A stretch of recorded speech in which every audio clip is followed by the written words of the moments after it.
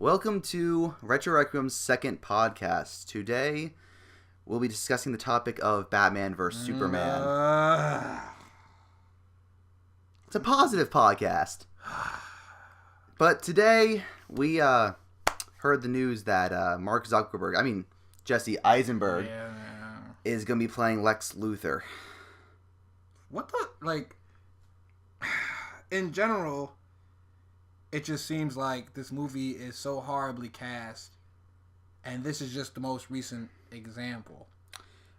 Today I lost hope in the movie. Yeah. I was hoping it could be better than Man of Steel.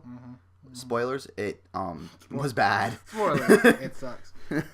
Me and Andrew both saw this movie, and neither of us are fans. We really disliked Man of Steel. The only thing that's really good about it was that it had good CGI for the most part. Let's start at Man of Steel with casting and everything, and let's just move forward in time, go through the timeline.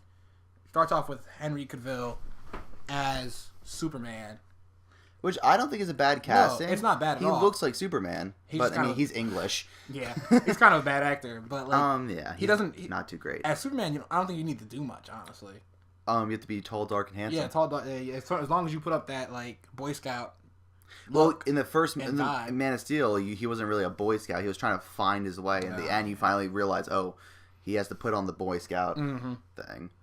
Okay, then we go to Amy Adams as Lois Lane. Love her as an actress, but she's a great actress. We saw I saw American Hustle. She's amazing. Yeah, she's an amazing actress. She just does not fit the Lois Lane persona at all. No. Physically, she doesn't fit the mold, and then her character wasn't even good. And she didn't fit Lois Lane in the movie. No, that movie sucks. Zack Snyder.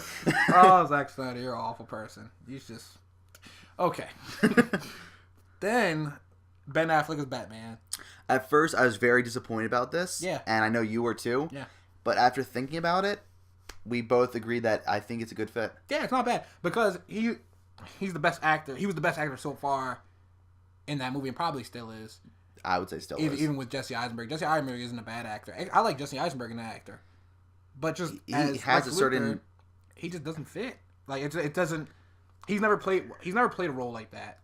He's a certain cliche... Well, not cliche, just a fit role. He can't go out of his way. Yeah. Kind of what's Napoleon Dynamite's name? John Hader. John Hader has that persona because he was Napoleon Dynamite. He can only play characters like that. Yeah. He can't go out of his way and play someone else. Yeah. He's very... Okay, it starts off with Jesse Eisenberg being he plays these socially awkward characters. Yeah. That's not Lex Luthor. No. Lex Luthor is a very charismatic, powerful figure. Jesse Eisenberg is so, small, in stature-wise. Mm-hmm. You can't have a very skinny Lex Luthor. Lex Luthor doesn't have to be, Diesel.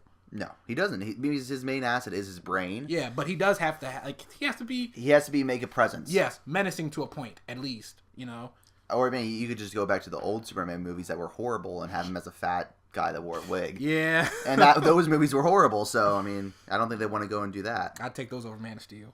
At least they were funny. Yeah, God, at least they were inventive. He flew around the world. They thought of that. And reverse time.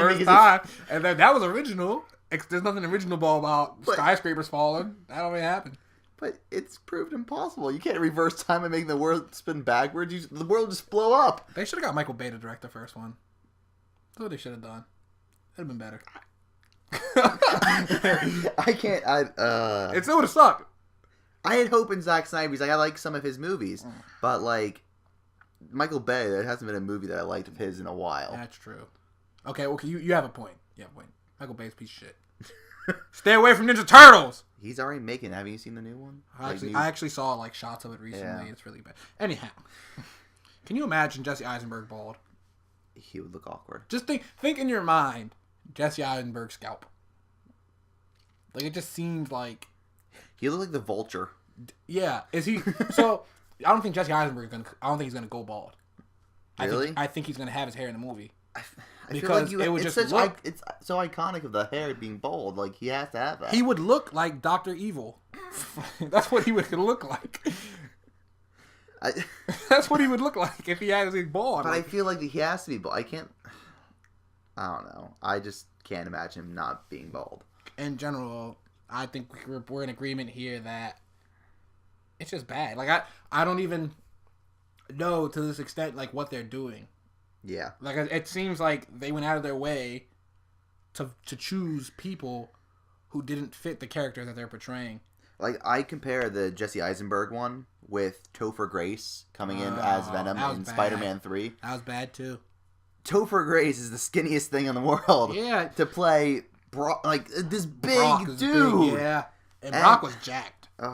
Like he was the bully in school. He was always the kind of dim-witted muscle. That's what he always was. He was the counter to Peter Parker's intellect. Yeah. That's what Venom's character always was. So Topher Grace didn't make any sense. Nope. And neither does Jesse Eisenberg. No. And then to go along with Gal Gadot as Wonder Woman. Not thrilled about that either. No. I mean, but I'm not thrilled about Wonder Woman in general. No. Just anything with her as TV or movies have never ended out well. Watch out. There goes the lasso of truth.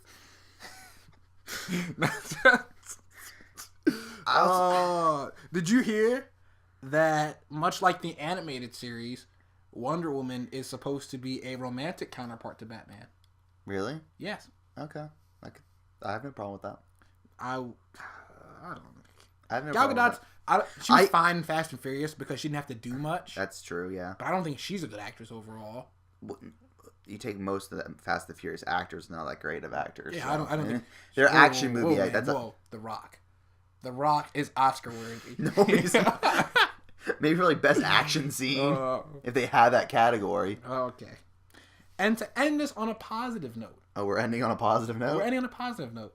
Jeremy Irons as Alfred isn't bad. Oh no! I mean, he's had some good. Put some more white hair in there, you know. You know, the bad guy from Die Hard 3. And his best role, Scar. I know. I mean, The Lion King. I mean, you can't mess with that. The Lion King is forever. Plus, he's old. He's old, you know. we skipped out on Jesse Eisenberg's too young to play Lex Luthor. We did skip out. See, we're not ending on a good note. We're not ending on a good note. Back to them being shitty. Jesse Eisenberg looks like he's 18 years old and he's trying to play someone that's supposed to be older than Superman himself. Okay. Lex Luthor has always been kind of tall, right? Yeah. So when Lex Luthor and Superman would stand eye to eye, even though Superman could obviously take him, he was still like we could face off. Yeah. Can you imagine Jesse Eisenberg standing next to Henry Cavill? I would not be afraid of Jesse Eisenberg. He's gonna look small. He's gonna look pathetic next to him. Maybe they'll use that as like. Maybe they're trying to reinvent Lex Luthor. I don't know. Make him this weak scientist guy that's supposed to be like, I'm using a mech suit. Like, he could bring back the mech suit from the comic book. He would look stupid in a mech suit. But at least it would make him look menacing. Oh, my God. I'm just saying. Maybe they'll do that. Ben Affleck is 6'3". Can you imagine Jesse Eisenberg standing next to Ben Affleck in the bat suit, which makes you even taller? Ben Affleck's going to be like 6'8". By the time he stands next to... Like 6'8" or 6... It adds a couple with inches. his, like... Yeah, with his... Okay. Yeah, with his cowl. With his cowl and everything. I didn't know if you were counting the ears. No, he's going to be tall. He's going to be menacing. That's what I'm saying. Batman's tall. Batman's huge. Henry Cavill is tall and huge. And then Jesse Eisenberg. Jesse Eisenberg would have been perfect to play Jimmy the Reporter. He would have been. Like, takes a picture to follow us later on. He'd have been perfect for that. And you know what? I would honestly put some pink kryptonite in there, and he has a gay Superman. I feel like they could have put a comedian. Not Jesse Eisenberg has a good sense of humor, but they could have put a comedian in that role, like a very small, like sort of like Kat Dennings and Thor. Yeah, okay. Where she just chimes in from time to time. Like, obviously she's not an important character, but from time to time she adds a little sense of humor to it. But she has a little bit of a better of a part than Natalie Portman in that movie. Yeah. Again, whatever our superhero qualms. Again, I love Natalie Portman, but let's just end this before this gets worse. We're going to try to keep up to date with these podcasts, talking about all the horrible casting decisions. That Batman vs. Superman. Batman vs. Superman. Whatever it's called, that's just the code name. Oh, yeah. Which is now delayed till 2016. Which I think is a smart idea. So now you'll have 2 more years worth of us complaining about how horrible this movie is. At least it got rid of like the whole Avengers verse. That movie. I think they moved it just so they wouldn't. They should, because Avengers would have killed it. Blown out by that movie. Avengers would have killed it. Oh, okay. Gal Gadot is actually signed on for 2 movies.